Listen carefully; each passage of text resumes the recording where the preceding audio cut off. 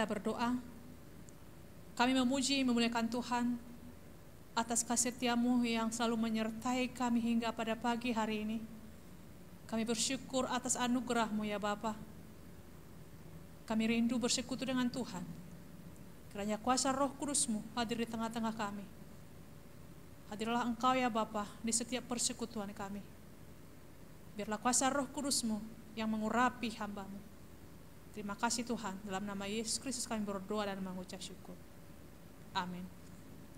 Bapak, Ibu, dan saudara yang dikasihi dalam Tuhan Yesus Kristus, firman Tuhan yang menjadi renungan buat kita pada pagi hari ini, sebelum kita melakukan aktivitas kita dalam satu minggu ini, tertulis dari kitab Yesaya pasal 56 ayat yang pertama. Demikian firman Tuhan. Beginilah firman Tuhan, taatilah hukum dan tegakkanlah keadilan, sebab sebentar lagi akan datang keselamatan yang daripadaku, dan keadilanku akan dinyatakan. Saudara yang dikasihi oleh Tuhan Yesus Kristus, firman Tuhan pada pagi hari ini menyampaikan kepada kita bagaimana Nabi Yesaya memberitakan kepada umat Israel tentang keselamatan yang Tuhan rencanakan kepada umatnya. Berita ini sungguh sangat membahagiakan bangsa Israel. Sebab pada waktu itu mereka sedang berada dalam kondisi yang gelap dan terpuruk, bahkan frustasi. Mereka telah pulang dari pembuangan dan dengan pengharapan besar dapat membangun kembali bait suci Yerusalem. Namun dalam kenyataannya pembangunan tersebut terhambat. Yerusalem tetap menjadi reruntuhan. Terjadilah ketegangan-ketegangan dan banyak orang membangun rumahnya sendiri-sendiri. Ketidakstabilan ekonomi dan politik pun menghambat rencana pembangunan bait Allah. Sementara ketentraman yang diharapkan tidak kunjung datang, para imam juga menyalahgunakan kedudukan mereka, dan lebih parah, imam juga menyalahgunakan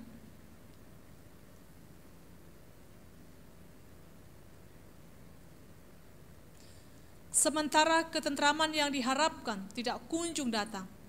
Para imam juga menyalahgunakan kedudukan mereka, dan lebih ironis lagi, masyarakat pada waktu itu justru berbakti bukan saja kepada Tuhan, namun juga kepada dewa-dewa.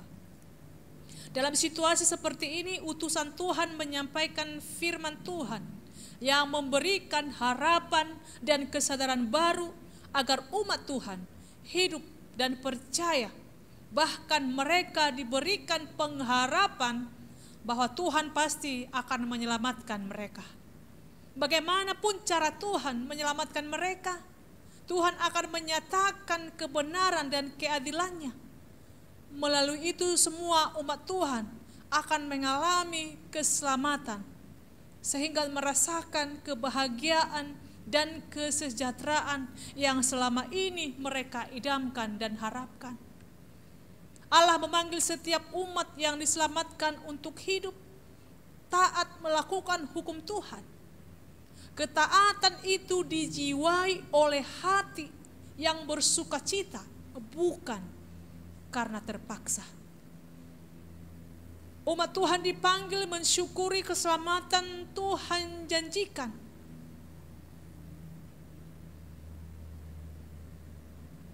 Umat Tuhan dipanggil untuk mensyukuri keselamatan yang Tuhan janjikan dengan menahan diri dari setiap perbuatan-perbuatan yang jahat. Bila mereka dengan sukacita hidup dalam ketaatan, niscaya mereka akan selalu merasakan kebahagiaan itu. Bapak, Ibu, dan saudara yang dikasihi oleh Tuhan Yesus Kristus, sejauh manakah kita telah menyatakan rasa syukur kita atas keselamatan dengan hidup mentaati hukum Tuhan? Orang yang hidup dalam ketaatan akan mengalami damai sejahtera yang membahagiakan. Sebaliknya orang yang hidup dalam ketidaktaatan, hidupnya akan diombang-ambingkan oleh kekhawatiran dan ketakutan, sehingga tidak ada damai sejahtera. Bagaimana agar kita menjadi umat yang taat? Kita perlu melatih diri kita dimulai dari hal-hal yang kecil. Melalui ayat hari ini kita diingatkan untuk mentaati hukum dan menegakkan keadilan, termasuk dalam masa-masa Natal yang akan kita rayakan. Hukum yang terutama dan utama ialah hukum kasih. Mentaati hukum cenderung merupakan pergumulan semua umat Tuhan. Mengetahui hukum dan semua aturan relatif mudah, tetapi melakukannya tidak segampang mendengar dan mengucapkannya. Karena itu mari kita terus berjuang untuk mentaati hukum Tuhan sebagai respon atas keselamatan yang kita terima ketika kita telah sungguh-sungguh menyatakan percaya kepada Tuhan Yesus Kristus sebagai satu-satunya Tuhan yang dapat menyelamatkan kita. Lakukanlah hal-hal yang benar agar Tuhan berkenan dalam hidup kita. Lakukanlah hal-hal yang baik agar hidup kita juga jadi berkat untuk semua orang, terutama orang-orang di sekitar kita. Dengan rela melakukan hal-hal yang paling sederhana dan sekecil apapun sebagai bukti rasa tanggung jawab kita terhadap hal-hal yang kita buat sendiri, bahkan tugas yang telah dipercayakan kepada kita. Jangan kita menjadi batu sandungan bagi orang di sekitar kita karena ketidaktertiban hidup kita, sembrono dan hidup suka-suka. Hal ini tentu tidak berkenan bagi Tuhan. Maka dalam mengakhiri renungan ini, ingatlah, bersyukurlah selalu atas anugerah keselamatan yang Tuhan berikan kepada kita dengan kita setia hidup kudus dan benar di hadapan Tuhan dan sesama. Tuhan memberkati kita semua. Amin. Marilah kita berdoa.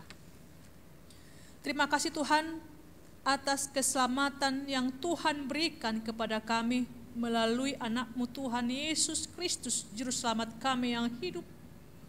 Oleh karena anugerah-Mu, kami Engkau layakkan menerima keselamatan itu. Sebagai orang yang percaya, mampukan kami menaati firman-Mu, mentaati hukum-Mu. Mampukan kami hidup sebagai orang yang benar dan kudus di hadapan-Mu.